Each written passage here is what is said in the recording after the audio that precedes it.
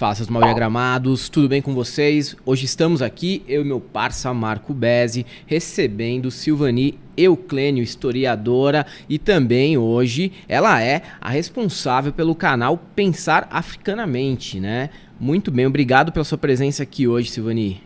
Oi, eu que agradeço. Boa tarde, bom dia, boa noite, né? A hora que o pessoal for assistir, estamos na área. Eu que agradeço, um prazer estar aqui com vocês. Muito obrigada. Esse vídeo aqui é uma parceria via YouTube, né, que está dando visibilidade, dando mais voz para os canais de pessoas pretas, que é muito importante. A gente ficou muito feliz de ser convidado para fazer parte desse projeto aqui, né, e também um laboratório para o nosso podcast que vai vir o ano que vem aqui nos estúdios do ICL. Primeiramente, agradecer aqui toda a equipe do ICL, o pessoal que está cedendo aqui esse estúdio para a gente, né? Silvani, boa tarde, bom dia, boa noite, boa madrugada para quem está assistindo de madrugada. A gente sabe que tem muita gente que gosta de assistir bem tarde, né, os vídeos, mas você agora é uma youtuber, né, uma influencer.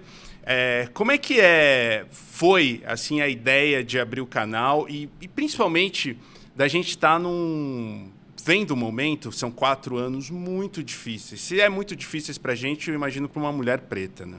E para os nossos amigos todos que passaram por esses 4 anos de governo Bolsonaro, né? Então, pois é, como é que surgiu essa ideia, né? Minha geração é um pouco analógica, né? Eu sou de uma geração do movimento negro que fez uma disputa de narrativa e muito competente, porque a gente fez uma disputa no momento em que não tínhamos a internet e a imprensa corporativa negava a existência do racismo, negava as nossas narrativas, a nossa história, a nossa cultura. E nós fizemos essa disputa de narrativa de forma muito competente. Tanto que hoje nós temos a data mais celebrada nesse país de norte a sul, e até fora do país, é o 20 de novembro. Dia Nacional da Consciência Negra, concebido pelo movimento negro a partir de Oliveira Silveira, lá no Rio Grande do Sul. Mas a gente está sempre muito atrasado nessa coisa do uso das novas tecnologias, né? As pesquisas indicam que a maior parte da população pobre preta desse país não tem acesso às ferramentas para produzir conteúdo. Tem no máximo um smartphonezinho para trabalhar, para acessar as coisas necessárias mesmo ao trabalho. Mas nós já vínhamos há um tempo dizendo: nós precisamos entrar mais firmemente nessas novas formas de veiculação de conteúdo. Mas a gente ficava assim, meio sem saber por onde começar, né? Veio a pandemia e nós, que estávamos acostumados a ir para as comunidades, dialogar nas comunidades, de repente falamos assim: poxa vida, estamos presos em casa. Aí eu falei: gente, que tal um canal no YouTube? Pessoal, legal, vamos criar um canal no YouTube. Isso era início de 2020. Eu falei: vamos lançar dia 25 de maio, que é o Dia da África. Pessoal, vamos. Aí reunimos, formamos conselho editorial, toda aquela coisa assim de pessoas meio burocráticas, né? Formamos conselho editorial, escolhemos o pessoal que seria colunista, as temáticas e tudo, mas a gente não sabia por onde começar. Eu acho que é o mal assim, da nossa geração, e também tem um pouco da coisa de... A gente, quando começou, Silvani, também era uma coisa... Mas YouTube é para adolescente, né? O que vocês estão fazendo? Nós somos jornalistas. Vocês são jornalistas. Eu imagino você como uma historiadora, ativista do movimento negro, gente. Abrir um canalzinho no YouTube, né? Exatamente. E aí, já era abril. Tínhamos tudo, menos saber por onde começar. Eu comecei a pesquisar na internet, vi um tal de OBS. Não conseguia entender de maneira nenhuma o que era aquilo. Aí eu estava numa palestra virtual de uma amiga, Vilma Piedade, salve Vilma, autora do conceito e do livro Dororidade, um conceito aí de empoderamento de mulheres negras.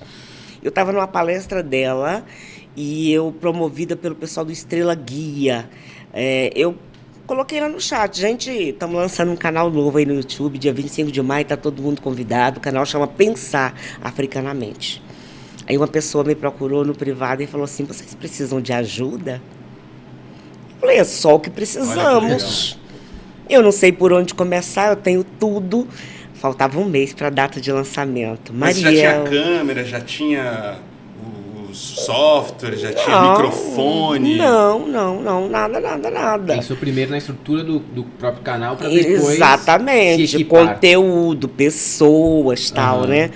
E aí Mariel Palma, lá ela é de Santa Catarina, ela me procurou no privado e começou a me orientar.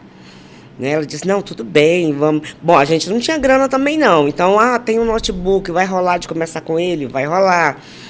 E aí, dia 25 de maio, lançamos o canal. Né? E a gente achou que era uma ferramenta temporária. Né? Pensamento temporário, a pandemia acaba logo e a gente volta para o nosso cotidiano. A pandemia arrefeceu 2 anos depois, mas não dá mais para voltar só para o nosso cotidiano anterior. Foi irreversível. E aquilo, né? Aos poucos, aí eu ganhei uma webcam, que eu não tinha, aí eu ganhei um ring light, que eu não tinha, as pessoas olhavam, viam que a imagem não estava legal, e falavam, Silvani, estou te mandando um webcam. Eu, obrigada. É legal essa gentileza que acontece desde o começo do canal, né? Desde a pessoa se disponibilizando para ensinar a parte técnica do negócio, como também as pessoas, precisa de uma câmera, eu vou mandar a câmera, vou mandar minha iluminação, tudo para que, né, fique mais bonito na tela. Foi todo um corpo de pessoas que se voluntariaram a fazer o trabalho de designer, de criação, criar vinheta, um pessoal lá de Goiás, né, criou a vinheta pra gente, criou a país abertura. Inteiro conectado Exatamente, exatamente. E aí começamos e fomos aprimorando aos poucos e hoje a gente está, 2 anos depois, eu acho que pelo tipo de conteúdo que a gente veicula, é um conteúdo denso, não é? Sim. É um conteúdo denso. São lives longas, né? são Muita diálogos conversa, longos. diálogos assim, profundos, né? Que aprofundam todos os temas, né? Recorrentes, assim, exatamente. né? Que a gente teve essa preocupação também, a gente não quer uma coisa superficial, né? Tipo assim, lança o tema, 5 minutos de conversa e as pessoas se viram. Não, a gente reúne... A imprensa já faz isso, né? Isso. Agora, fazer uma discussão aprofundada, que fale sobre história, que fale sobre um contexto social, aí vai mais tempo, né? Exige muito mais tempo. Isso. E a gente traz filosofia, saúde, educação, história... Literatura, todas as áreas, porque todas as áreas dialogam com as nossas lutas. Né, por igualdade, por equidade, contra o racismo. Então é toda uma gama. E a gente tem pessoas que compõem a equipe do canal, tanto de colunistas que propõem os temas, os convidados, a gente tem professor da UNB, a gente tem mestre de cultura popular, a gente tem liderança tradicional de matriz africana, né? A gente vai desde acadêmicos até lideranças populares mesmo. Muito importante. Participando do diálogo no canal. Né? E a gente está hoje com um pouco mais de 20 mil pessoas inscritas. Eu acho que para o tipo de trabalho que a gente faz, estamos chegando bem. Não, e vai melhorar muito com esse vídeo. Você que está assistindo esse vídeo, você agora dá uma pausa, tá? E se inscreve no canal Pensar Africanamente. É muito importante assim para a gente ter outras narrativas que não sejam a da imprensa, que normalmente é liderada por homens brancos, héteros, né, que estão ali do lado do mercado. Né? Acho que a gente com o YouTube, e você faz um trabalho que vem há muito tempo, até queria pegar um pouco, Helder, assim, contar um pouquinho da história da Silvani, né? Que participou do governo Dilma, né? Que tem uma história aí no ativismo, né? Todo. Conta um pouquinho como é que surgiu. Eu sei que é difícil dar uma resumida em tudo isso, mas para as pessoas entenderem de onde você vem, né? Porque não é simplesmente, quis começar um canal no YouTube para falar de temas, né? Que afetam, né, o povo negro, né? Não, é muito mais do que isso, né? E muita bagagem. A equipe que você também tem dentro do Pensar Africanamente também, né? É gente com muita bagagem e muito estofo ali para comentar sobre absolutamente todos os temas que tangem esse assunto. Então, isso que é importante, né? Também saber ali, né, a bagagem cultural e todo o conhecimento que aquele povo tem ali dentro. E umas pessoas muito generosas. Sim. Porque trabalham muito e tira o tempo para ali compartilhar conteúdo. Eu acho que isso faz parte da nossa trajetória de luta no Brasil. Porque a gente sempre teve dificuldade para afirmar as nossas narrativas, a nossa história perante a sociedade. Então, acho que essa generosidade e esse compromisso. Bom, eu sou do interior de Goiás, né? Nascida no interior de Goiás. Qual cidade? Eu nasci em Missianópolis, mas fui criada em Iporá. Né? Interior de Goiás, meu pai mineiro, minha mãe baiana. Nessas migrações, acabaram se encontrando em Goiás. E aí, nasci eu e mais 4 irmãos. Na década de 80, eu comecei a tomar contato com essa questão de movimento negro.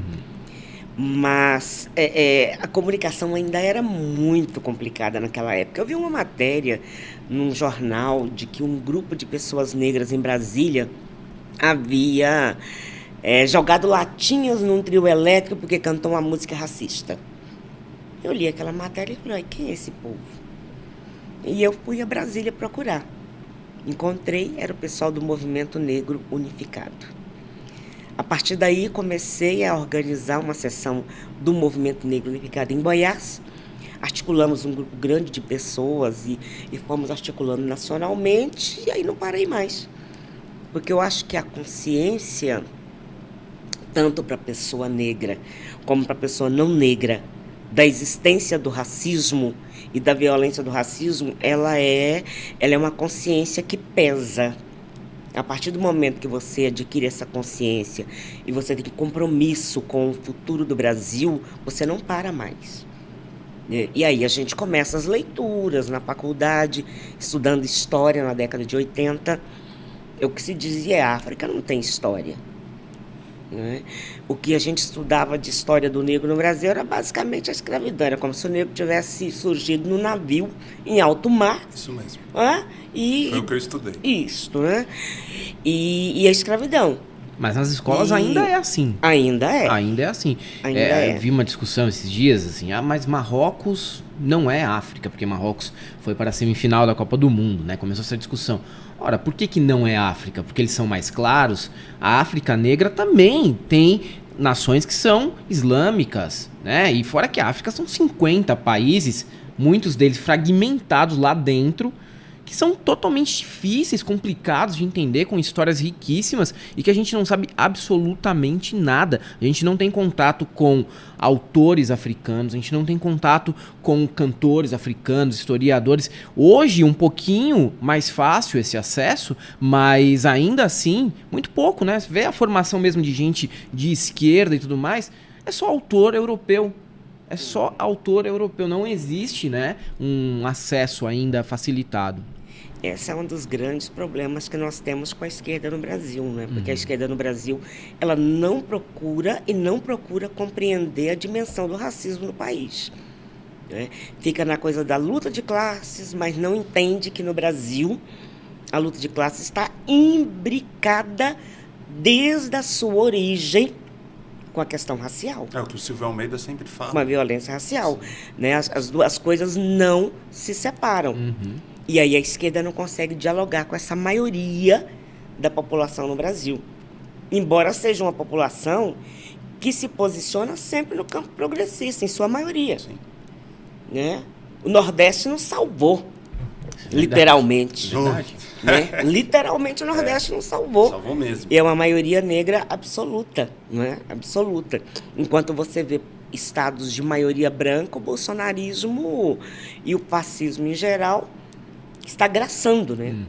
São núcleos e núcleos e núcleos de fascistas no país e nesses estados de maioria branca. Então, a nossa esquerda, ela continua lendo apenas a visão europeia de mundo e isso dificulta que ela consiga dialogar efetivamente com as necessidades do país e da maioria no país que é formada de afrodescendentes. Né? E a gente estava falando aqui, né, antes de começar o programa, do anúncio dos 5 primeiros ministros e todos homens brancos, né? Como é que isso é um simbolismo do que a gente já vê há 500 anos aqui nesse país? Ou é aquilo que a gente gostaria de ver e não vai ver no governo Lula? Qual que é a expectativa, assim? Bom, é um governo em disputa, né? É uma coalizão imensa em disputa. Mas, ainda que não fosse, nós já tivemos a experiência de estar no poder.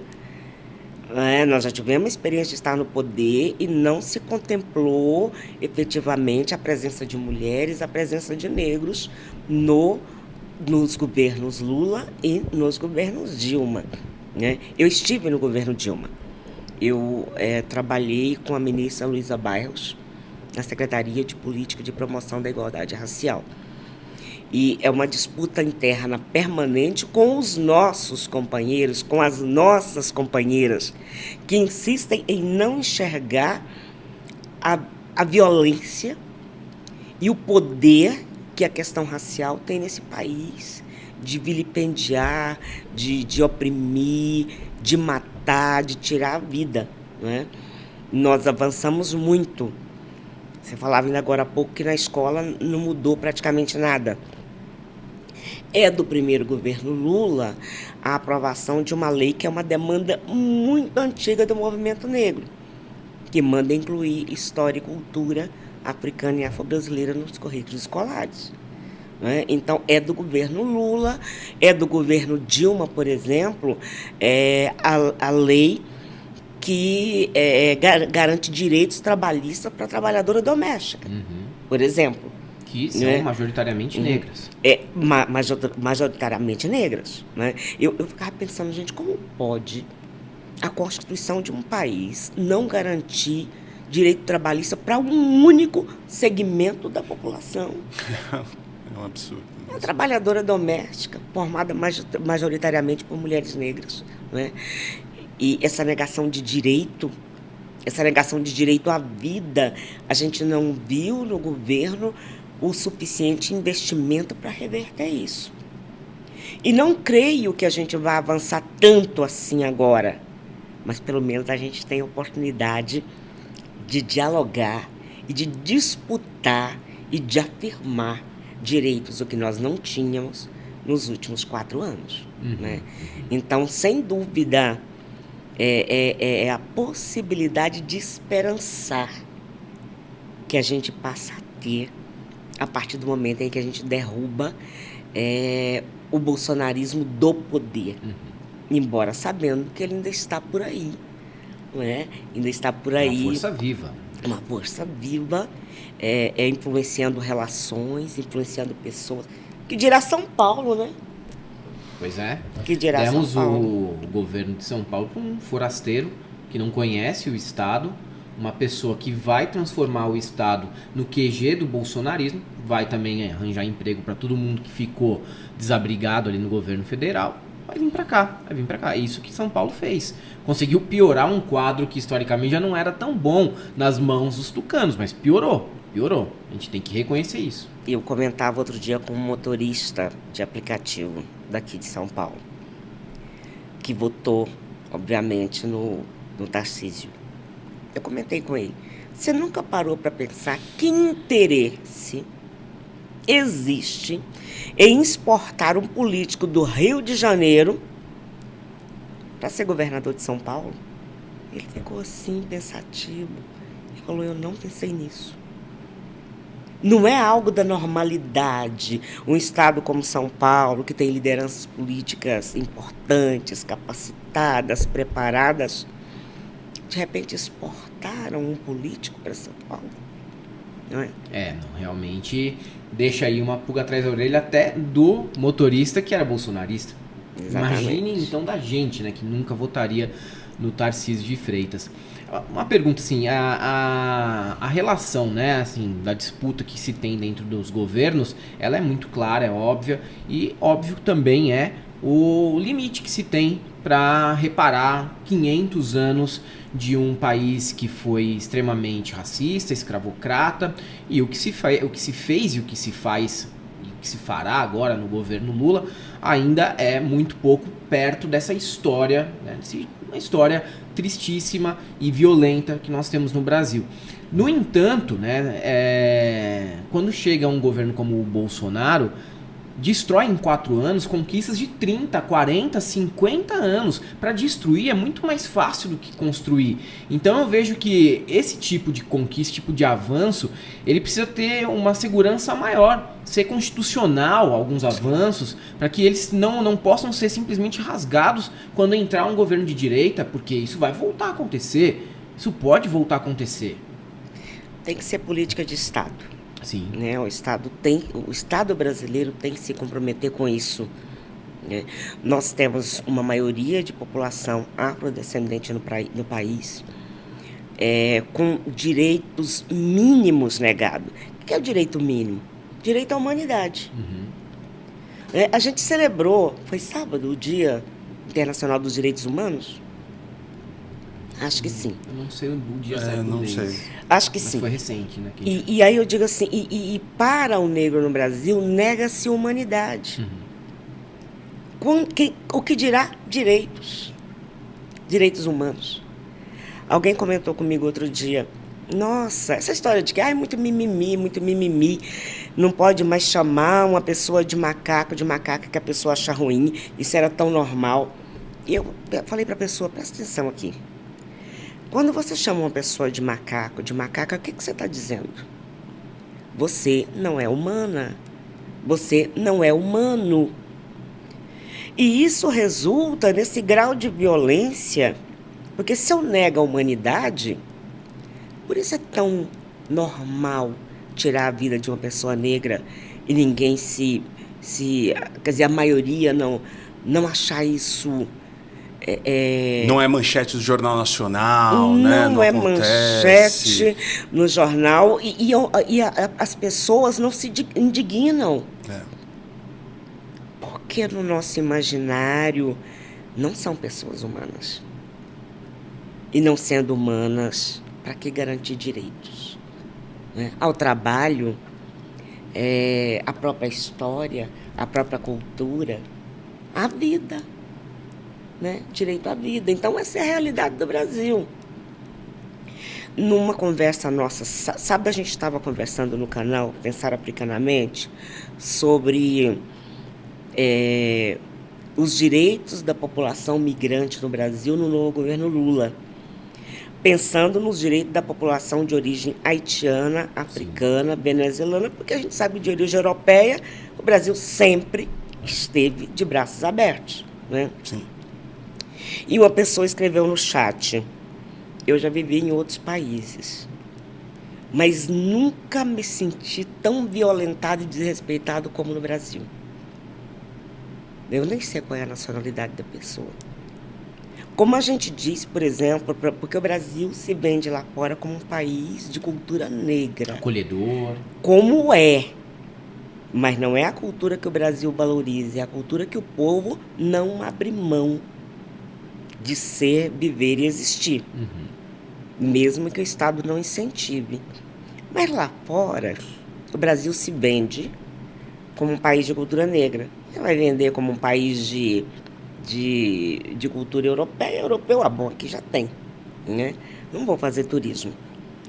Mas, e essas pessoas saem de lá e vêm para cá, saem de país africano pensando, estou indo para um país acolhedor.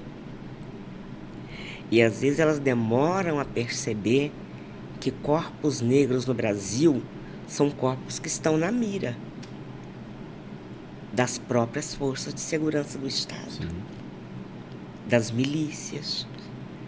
E aí você pega casos de africanos, haitianos, venezuelanos sendo assassinados no Brasil e as pessoas caem na real e falam, não é. Um rapaz dizendo, eu sou doutor, eu cheguei aqui, eu só consigo trabalho em serviços gerais. Porque no Brasil, na mentalidade do brasileiro, o que está reservado no mercado de trabalho para o negro é esse trabalho. Ah, é doutor? Tanto por isso que houve toda aquela grita generalizada contra o Mais Médicos, de médicos cubanos, em grande parte negros, que eram ali, né, hostilizados a todo momento pelos médicos brasileiros, que no fim das contas, o Mais Médicos foi desmontado pelo governo Bolsonaro, ainda pelo senhor Mandetta, que era visto como uma pessoa mais razoável dentro do governo, mas foi responsável por isso. Você acaba com a medicina familiar em lugares distantes e o brasileiro não tem nenhum interesse em ir para esses lugares. Eles só não queriam a presença dos cubanos. Então tem uma questão aí obviamente, da classe deles, né, da classe profissional, mas também tem o fator racismo escancarado. Aquela foto clássica, né, de uma mulher gritando, assim, um médico cubano negro chegando no aeroporto, é um retrato assim, muito bem feito pelo fotógrafo ali, mas é um retrato do que aconteceu aqui no país. Porque, como assim? Negro do Caribe querendo ser médico? Aqui não. Aqui, tirando o meu lugar, aqui, né? Não. É um lugar que eles não vão. E é um lugar que eles não vão. Não vão. Nós que trabalhamos no governo Dilma com comunidades quilombolas, isoladas, de povos originários, essas pessoas se sentiam absolutamente enxergadas quando viam um médico chegando na sua comunidade. Eram médicos cubanos. Às vezes é a primeira vez na vida. A primeira vez, em muitos lugares. Isso faz mal para o próprio povo negro, né, Silvani? Porque você vê que os próprios... Tem muito policial negro que mata o homem negro, né? E eu vi na própria academia que eu frequento, um homem negro mais velho, assim, conversando com um branco, né? E falando, porque esse governo aí vai querer voltar com as cotas. Eu cresci como homem negro, fui pra luta, consegui minhas coisas. Hoje é tudo mimimi. Pra que cota? Ninguém precisa disso. Aqui é todo mundo igual. Também é uma internalização, né, dos preconceitos, né, e da narrativa, né? Felizmente não é maioria. Né? Mas é uma visão meritocrática. Mas essas pessoas existem, né? Essas pessoas... Prejudica também a própria comunidade, que começa a não se enxergar, né, como vítima, muitas vezes, né, de tudo isso. Essas né? pessoas existem, felizmente não são maioria. Tanto existem que haviam aqueles que prestaram serviço no governo do senhor Bolsonaro. Sérgio Camargo, né? Prestaram serviço, mas felizmente não são maioria. Mas são pessoas que, muitas vezes, até para serem aceitas, nesse meio que elas querem ser aceitas, internalizam e verbalizam o discurso que os seus... capitães do mato, seus senhores e senhoras da atualidade querem ouvir, né? Mas, felizmente, são minoria. Ô, Silvani, se você não se importa, queria retomar aquele assunto do Mais Médicos, que estava contando, né, uma história interessante que em lugares onde há quilombolas, era a primeira vez que eles viam um médico, né, muitas vezes, ou se sentiam ali enxergados porque estavam abandonados, não tinham um atendimento médico, e isso foi destruído também, como a gente fala. Quanto tempo levou para se formar um Mais Médicos, uma história como essa? Em 4 anos, assim, não precisou de 4 anos, foi no primeiro ano. Foi uma das primeiras coisas que eles fizeram, foi acabar com o Mais Médicos. Exatamente. Na verdade, as conquistas nossas, elas são sempre as mais difíceis de se alcançar e as primeiras que são destruídas, são descontinuadas, né? As primeiras que são descontinuadas. No caso, por exemplo, do trabalho que nós fazíamos no governo Dilma, com essas comunidades isoladas, tanto a educação quanto a medicina, que são coisas básicas, demoraram muito a chegar. Muito a chegar. E quando a gente consegue chegar, a gente tem um programa específico de educação quilombola, você ter um programa específico de saúde, para essas pessoas é algo assim... e elas se enxergarem no profissional que está chegando também. Está chegando um profissional que tem a mesma pele minha, o mesmo cabelo meu. Origem social também. Um profissional que sabe que eu tenho comorbidades que são próprias da minha população, do meu lugar, do lugar onde eu estou, né? E são perdas irreparáveis. A gente volta agora ao poder, a gente volta e não sabemos quando essas políticas serão reestruturadas e voltarão a ocorrer. Você falou, você demora 30 anos para conquistar e 3 anos para destruir. Né? A gente, infelizmente... Foi no primeiro mês. Foi muito rápido. Foi uma coisa assim, muito rápido. Né? Vamos destruir aquilo, né? A primeira coisa que a gente quer destruir desse governo. A gente teve muitas coisas destruídas e muita cultura, né? Então a gente nega a nossa cultura, a nossa raça.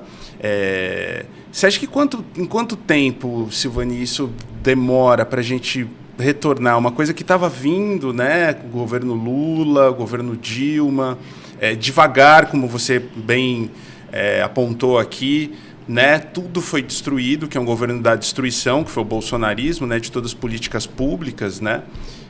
E para voltar a isso tudo, você acredita que em um governo Lula isso possa ser feito? Não acredito, mas também não acho que vai ser tão demorado como o processo anterior. Porque nós temos uma população que, de alguma maneira, foi empoderada para o exercício de controle social. Óbvio que controle social nesse governo que está acabando não existiu.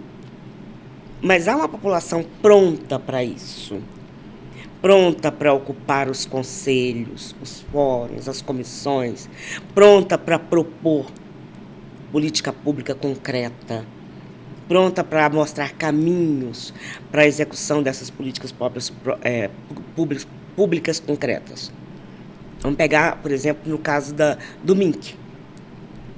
O Cultura Viva, no MINC, implementado a partir da gestão do Gilberto Gil e que teve continuidade, já estava um pouco fragilizado, já no governo Dilma já estava um pouco fragilizado, mas o Cultura Viva, ele possibilitou uma população que nunca acessou política pública, que nunca acessou recurso público, aprender como fazer isso.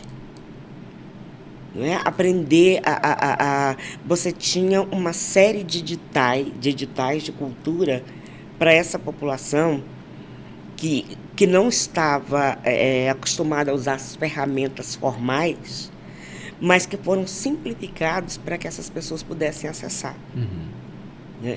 Pouco recurso. Você tinha, por exemplo, no Cultura Viva, a possibilidade de comunidades acessarem pela primeira vez ter centro de inclusão digital, né? Ter computador à disposição de toda uma população, ter eu ia dizer uma rádio comunitária, mas eu volto, porque essa foi uma grande guerra que nós tivemos dentro do governo e não conseguimos avançar. Há um interesse muito grande dos grupos de mídia, né? É muito violento o controle. É muito violento o controle. A gente lutou muito para que as nossas comunidades tivessem acesso a uma rádio comunitária. Por isso que a gente precisa da regulação da mídia. É isso, exatamente. Não é censura, né? Não, justamente o gigante não se impor ao pequeno e não deixar nenhum espaço. É o monopólio da mídia. Né? É a possibilidade de democratizar como é que você vai comunicar com a sua população. E ao mesmo tempo, há rádios nas mãos de grandes grupos religiosos, de igrejas. E políticos, óbvio, e sempre né? foi, né? E isso, Silvani, você concorda que também é uma forma de acelerar o apagamento da cultura africana? Porque você tem as rádios nas mãos dos políticos, de grupos religiosos, você tem a cultura nas mãos de pessoas com perfis parecidos, do agro e tudo mais, e isso acelera, de certa maneira, também um apagamento cultural de raiz africana no Brasil. Eu sempre cito esse exemplo, por exemplo, quando a gente vê a MPB. A MPB nos anos 70, até os anos 80, anos 60, 70 até os 80, você tinha ali como influência o candomblé, a umbanda na música brasileira. Isso praticamente foi se perdendo com o passar dos anos. Você não tem mais essas referências da música brasileira. Há um apagamento pesado, né? Há uma queda de braço aí pesada, ideológica e culturalmente nesse sentido. Na verdade, eu acho que em relação aos valores fundamentais da cultura africana preservados no Brasil, isso inclui as comunidades tradicionais, como as de Candomblé, por exemplo, elas sobrevivem porque elas estão fundamentadas em princípios civilizatórios extremamente fortes. E princípios civilizatórios que não se pautam pelo individualismo, e sim pela vivência coletiva. Então, porque a violência e a tentativa de apagamento, ela é permanente na história nacional. O Brasil, enquanto estrutura de poder, enquanto elite, sempre quis se ver como um país fundado com base em princípios europeus. Sim. Na 1910, teve em Londres um Congresso das Raças. O governo brasileiro mandou representação. E o representante brasileiro afirmou que em 100 anos não haveria negros nem cultura negra no Brasil. O Estado brasileiro, ele investiu e investe nisso. Só que, por outro lado, eles vão para cima de uma cultura que é resiliente. Porque é uma cultura que garante a vida e a continuidade dessa população periférica, negra e periférica. Então, mesmo que você tenha, com o avanço do neopentecostalismo, a violência contra as casas tradicionais de matriz africana, os chamados terreiros e outros territórios, cresceu muito. Cresceu muito. Pessoas são apedrejadas no Brasil. Símbolos são quebrados no Brasil. Casas são derrubadas no Brasil. E isso não é de agora, isso é permanente, só que aumentou muito por parte de uma população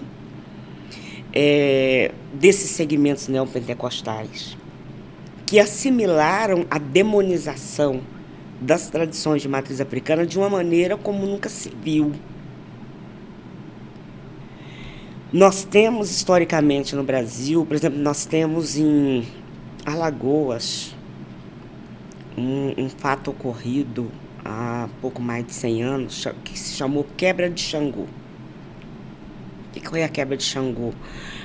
A sociedade e o poder constituído decidiram destruir o chamado batuque, não, o chamado Xangô, batuque é Rio Grande do Sul, que eram os ritos tradicionais de matriz africana. A violência foi tamanha que quem não fugiu criou lá uma coisa chamada Xangô Rezado Baixo, que era o quê? Fazer o rito sem tocar tambor, para não serem descobertos. Isso a gente está falando de que década? Nós estamos falando do início do século XX, eu não estou lembrada aqui a década exata, mas se você pesquisar aí, Xangô Rezado Baixo, você vai achar. Sim. Nós temos no Rio de Janeiro algo que está ocorrendo agora, neste momento, que é o movimento organizado do Rio de Janeiro, o movimento negro, o movimento de tradição de matriz africana, conseguiu que fosse levado para um museu um acervo que estava em delegacia de polícia, que foi apreendido nas casas tradicionais de matriz africana no início do século XX. Um acervo de símbolos, signos, elementos que estavam na delegacia de polícia e que agora está sendo levado para o museu depois de muita luta. Então, essa violência sempre esteve presente no Brasil, tanto por parte da sociedade como do poder constituído. E hoje a gente vivencia isso. Não sei se vocês viram, não faz muito tempo, uma menina foi apedrejada porque estava de roupa branca. Quer dizer, as pessoas têm medo hoje de colocar a sua roupa branca, de colocar o seu fio de contas, né? De tocar o seu tambor. Agora, isto... A gente acabou de vir de um processo eleitoral que as pessoas temiam colocar o adesivo do candidato que ia votar no carro, porque tinha um risco de acabar com o vidro quebrado. Rapaz, no segundo turno eu fui votar com uma camiseta vermelha com Lula na frente. Eu nem sou tanto assim de fazer isso. Mas eu falei, mas eu vou. Sim. Porque ninguém tinha coragem. Não vou baixar a cabeça, né? Quando eu desci do carro, um senhor me abordou e falou assim, a senhora é muito corajosa. Um senhor de uns 70 anos de idade. A senhora é muito corajosa. Eu falei, por quê? Estão agredindo pessoas que vêm votar com camiseta do Lula. Eu falei, pois é, o momento exige coragem. O momento exige coragem. E aquelas pessoas me olhando em silêncio, porque Ribeirão Preto, fecha a vida, né? Ali deu o quê? Deu uns 70% pro Bolsonaro? Quase isso. As pessoas silenciosamente olhando para mim com um olhar de aprovação. E aquilo me deu uma alegria que eu comecei a cumprimentar todo mundo. Cumprimentei os policiais, os mesários, comecei a cumprimentar todo mundo. Bom dia, bom dia, bom dia. Porque eu vendo aqueles olhares silenciosos de aprovação e aquele senhor me abordar e dizer, a senhora é muito corajosa, aquilo me deu uma alegria, uma esperança. Saí cumprimentando todo mundo, bom dia, bom trabalho para os mesários. Sim. E tal, entendeu? Porque é muito violento esse processo de silenciamento. Claro. Né? É muito violento. E nós, a população negra no Brasil, vivencia isso historicamente. Né? Historicamente.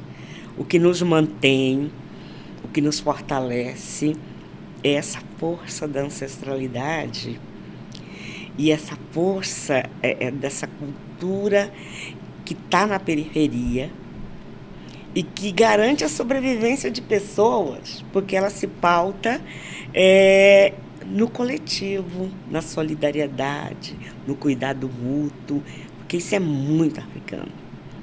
Você pega um princípio básico da cultura europeia, que é penso, logo existo. E você pega um princípio básico da cultura africana, que é Ubuntu. Eu existo porque você me reconhece. Olha a diferença fundamental que tem nisso. E agora a gente, Silvani, tem a Margareth Menezes no Ministério, né, que volta a ser Ministério, né, da Cultura. Dá para ter uma esperança também, né, nisso, né? Uma pessoa incrível, né? Sim, e a partir do momento em que se começou a ventilar o nome dela, a gente começou a ver as pessoas, frases misóginas, frases racistas, dizendo ela não tem capacidade, ela não é gestora. Eu vi coisa do tipo assim, precisamos de uma pessoa que seja gestora para refazer o Ministério da Cultura. Foi o João Dória, então. Deu super certo o João Dória aqui em São Paulo. Ela é gestora. Ela tem um trabalho importantíssimo com cultura que vai além do palco. As pessoas não conhecem ela. Não conhecem e não querem conhecer. Sim. Já partem do princípio de que, não, ela não vai ter capacidade. Sim. É uma mulher, e uma mulher negra. Bom, gente, a gente viu como é que esse país trata a mulher que chega ao poder. A gente viu o grau de violência e de misoginia que se impôs sobre Dilma. Sim. A gente viu isso. Imagina uma mulher negra. E ser uma mulher negra é duplamente mais difícil, porque esse tipo de questionamento não se fez tanto ao Gilberto Gil, que é um homem negro. Ambos são artistas, né? Verdade. Ambos são artistas, são cantores representados e muito respeitados lá fora. No entanto, nenhum... Ambos são baianos. Ambos são baianos. No entanto, nenhum, óbvio, não foi gestor de uma empresa ligada à cultura, porque não é o perfil deles. Eles trabalham, no caso da Margareth, né, ela trabalha na parte, sim, também de administração e tudo mais na cultura. Só que o que se espera de uma pessoa que vai com uma pasta como essa? Pôr um burocrata apenas ali, um burocrata e pronto, então resolve a questão, colocar um burocrata ali. Durante o governo Bolsonaro, veja bem os nomes que nós tivemos na Secretaria de Cultura. Roberto Alvim, tivemos Regina Duarte, tivemos Mário Frias, que é uma pessoa que hoje não arranja nem vaga para fazer novela na Record. Eles foram questionados como Margareth está sendo?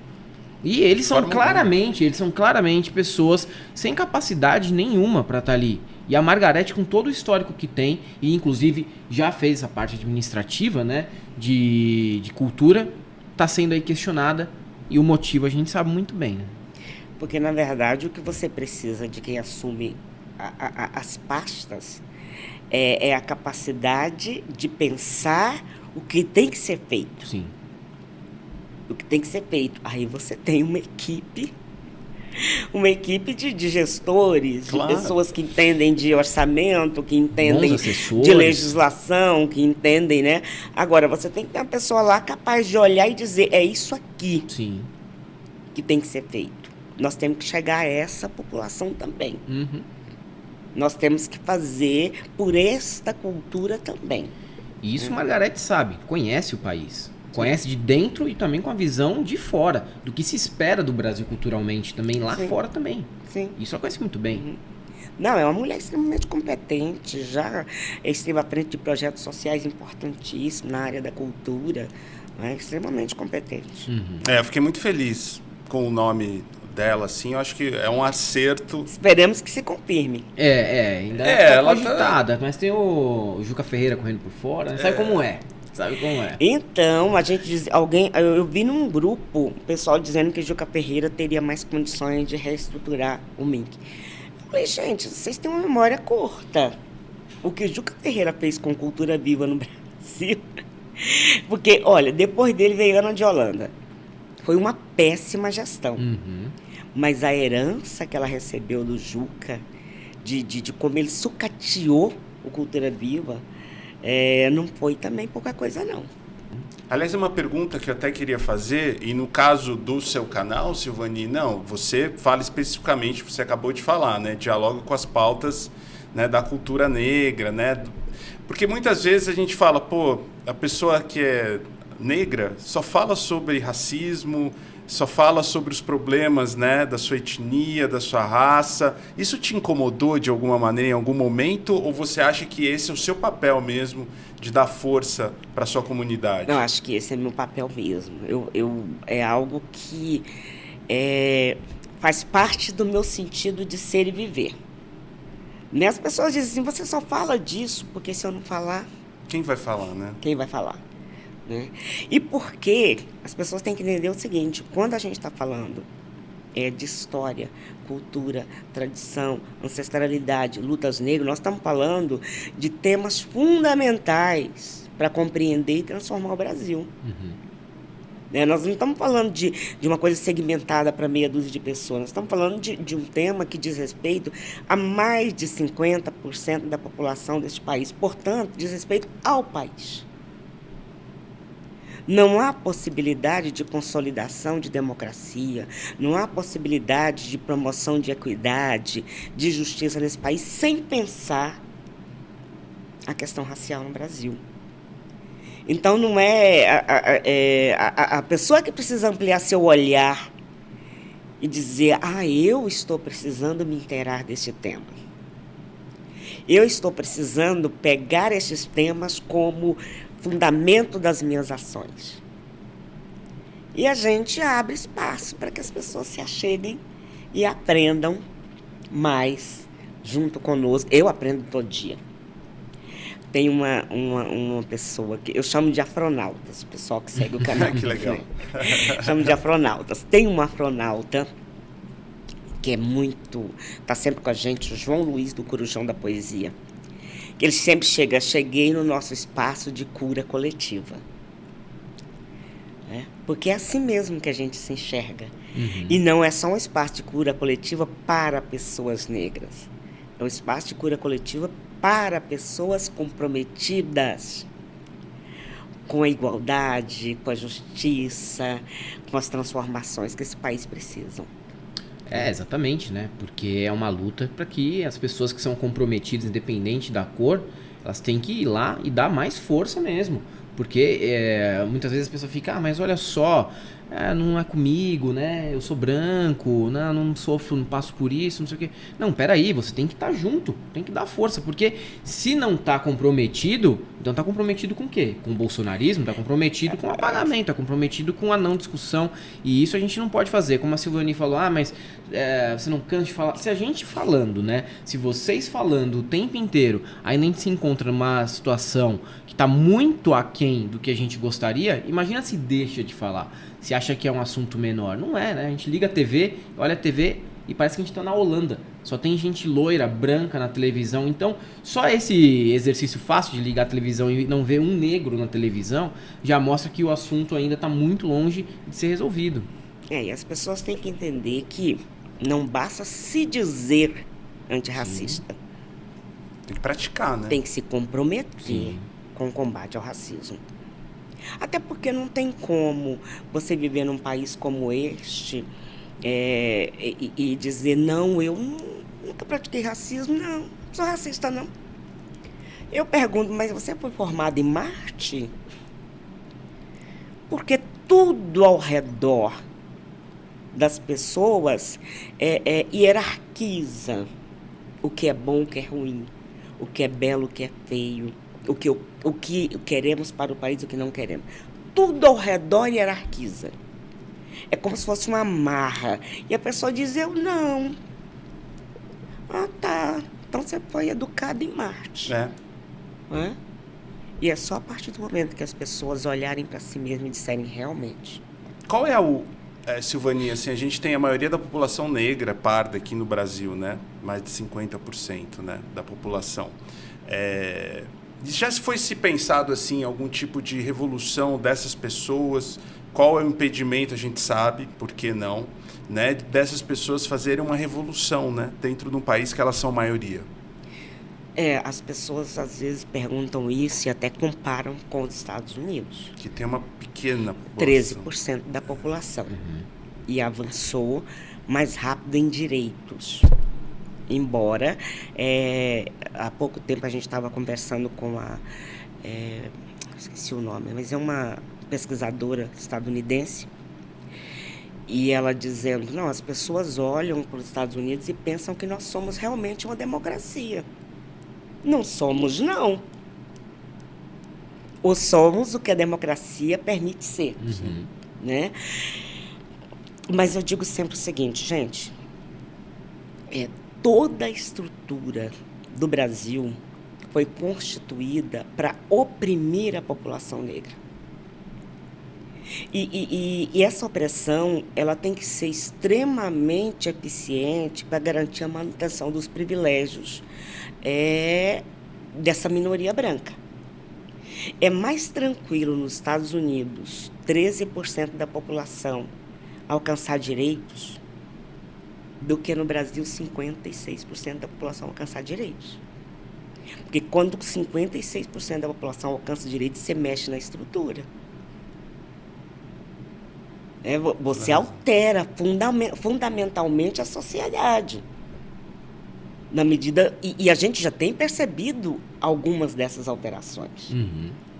Então, quanto mais a gente avança em direitos, mais o Estado, a sociedade se fecha para oprimir esse grupo. Porque sabe que é uma maioria e que essas mudanças serão profundas. E de preferência permanentes, né?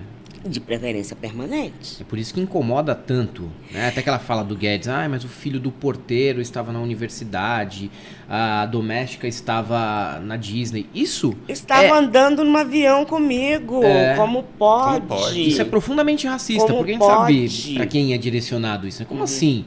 O filho do porteiro, que provavelmente é negro, está fazendo uma universidade pública, está estudando medicina. Como assim a doméstica está na Disney no mesmo avião que eu? Uma festa danada, né? Eu sempre falo, porque eu tinha visão de que quando as pessoas falavam que os mais ricos se incomodavam com os pobres e os negros nos aeroportos, Falava, cara, será que não é um pouco de exagero isso? Não é possível que a pessoa tenha um incômodo de ver um avanço social de pessoas que foram historicamente oprimidas. Aí depois a gente vai notando, né, e vai deixando um pouco de ser poliana na vida, vai envelhecendo e deixa um pouco de ser poliana. Eu percebi, e não é que era mesmo? Ainda com as falas do Guedes para sacramentar, você fala, é isso mesmo. Incomoda. Incomoda porque as pessoas pensam, eu estou perdendo privilégios. É isso. Né? Eu estou perdendo privilégio. E não é necessariamente perder privilégio. É compartilhar um mínimo de dignidade humana.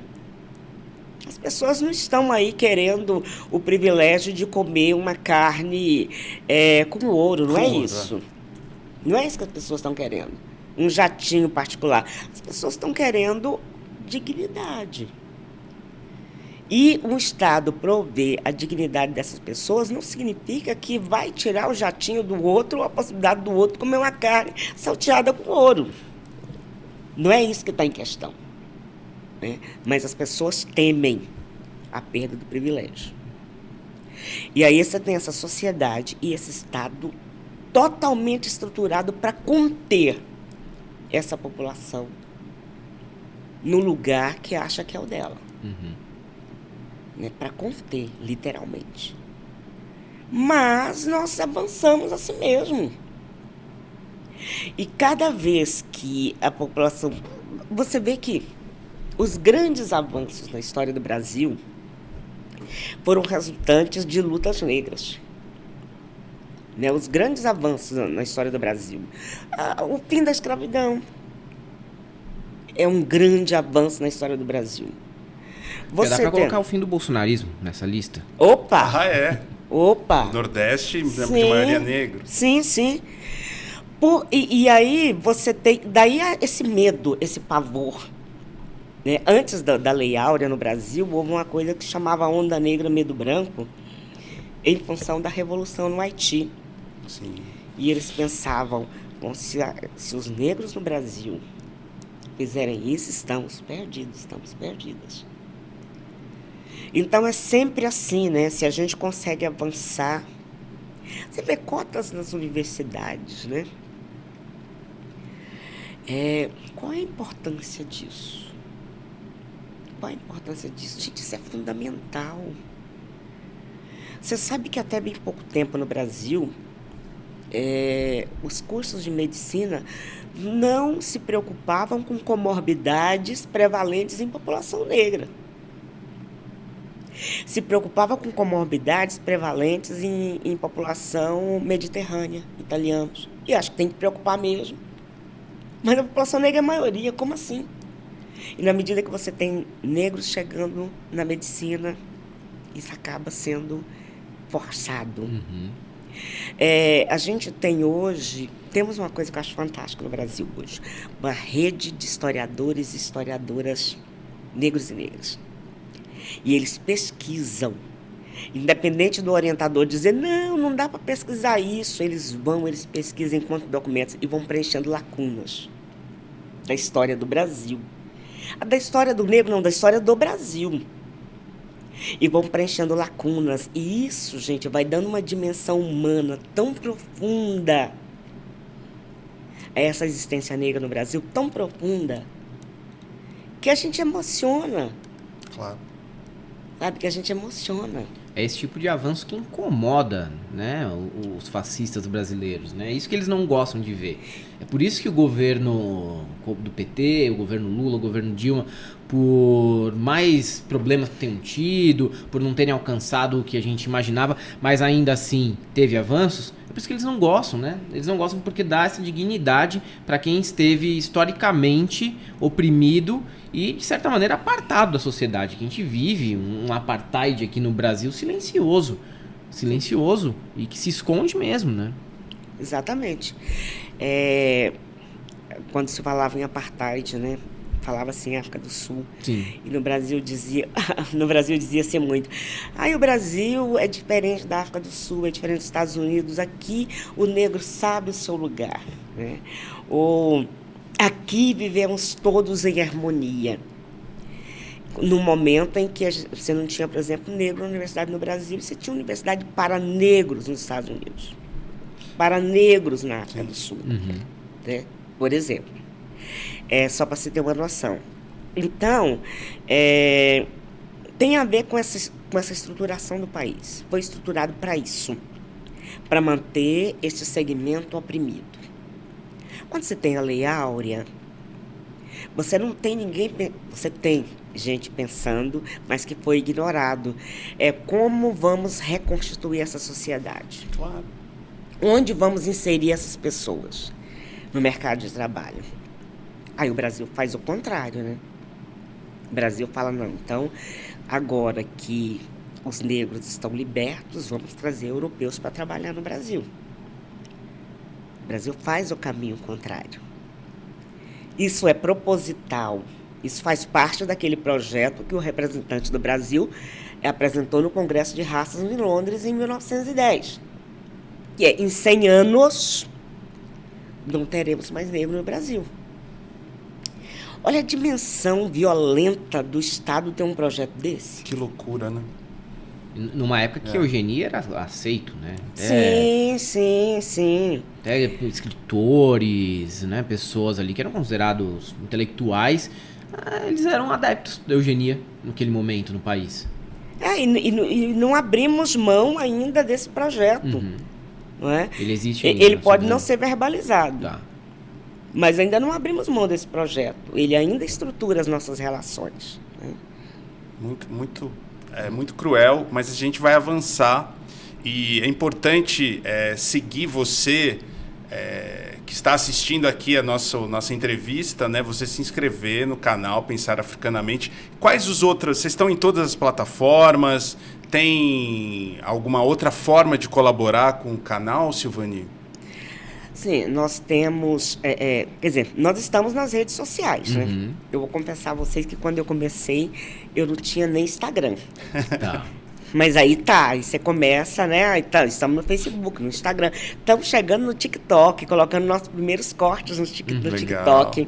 Aquela coisa tipo assim, as pessoas querem consumir conteúdos mais curtos. Quem sabe, a partir do mais curto, elas vêm para o conteúdo mais denso, mais profundo, né? Então, estamos chegando nessas redes sociais também de conteúdos mais curtos, né? Twitter, estamos no Twitter, Pensar Africanamente. Sim. Instagram, Twitter, Facebook, TikTok. E pensando em caminhar para podcast. Tá. Estamos pensando em caminhar para podcast.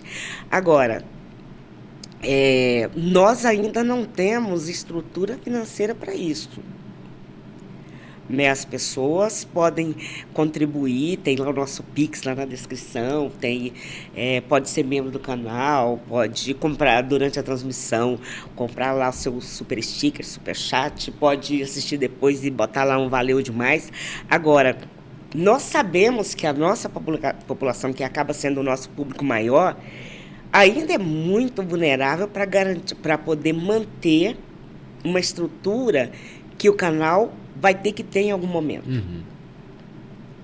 Mas aí a gente conta com pessoas que têm esse compromisso de combate ao racismo e que, pelo menos, a gente espera contar, né? E que vão contribuir. Nós não temos uma estrutura profissional até hoje. Nós temos um corpo de pessoas voluntárias, maravilhosas e comprometidas, né? Maravilha. Nós temos gente que faz parte desse corpo apenas para moderar o chat. Entramos, está lá na moderação do chat, pessoas voluntárias e tal.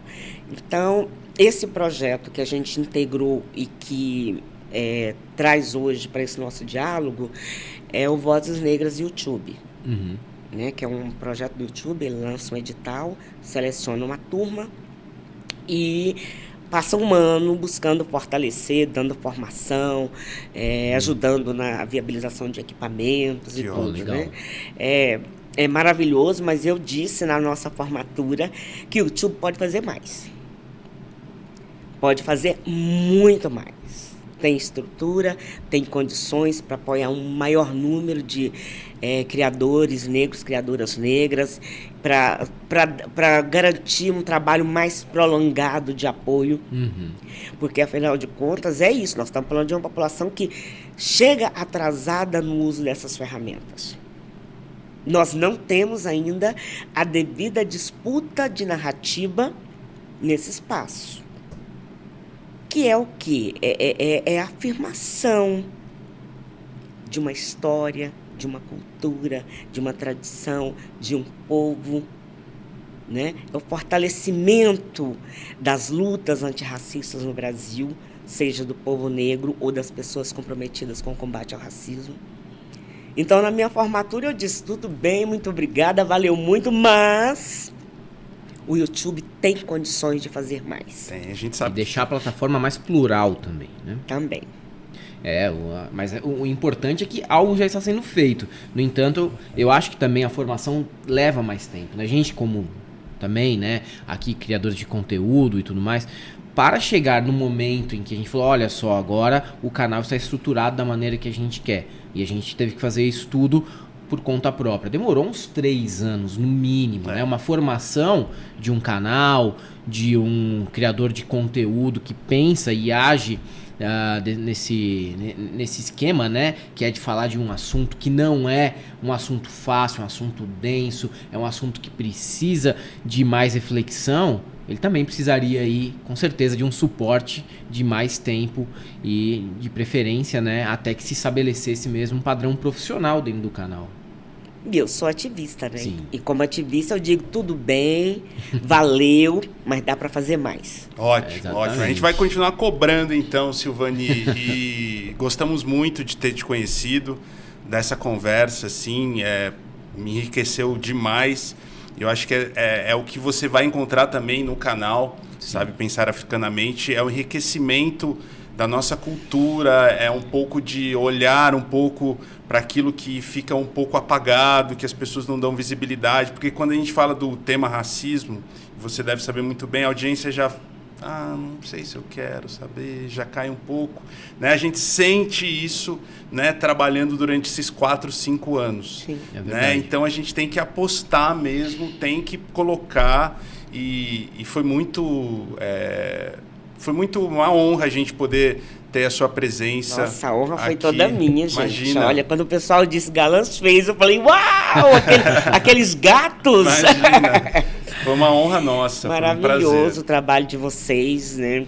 E essa coisa do usar o humor para poder fazer a crítica social, a crítica política, é uma coisa que demanda uma inteligência imensa. E vocês têm isso, eu agradeço muito por estar com vocês e estamos à disposição. Não, e que ótimo, que seja o primeiro de muitos encontros que a gente possa vir a ter aí entre os canais, né? E o pessoal que vai seguir o Pensar Africanamente, não deixe de apoiar a Silvani, às vezes com R$5, não dá nem um café com um pão na chapa na padaria. Você pode fazer uma colaboração e também ajudar a Silvani e o Pensar Africanamente a continuar a existir e num padrão cada vez melhor. Assim seja. E nós, obviamente, agradecemos. O Brasil agradece.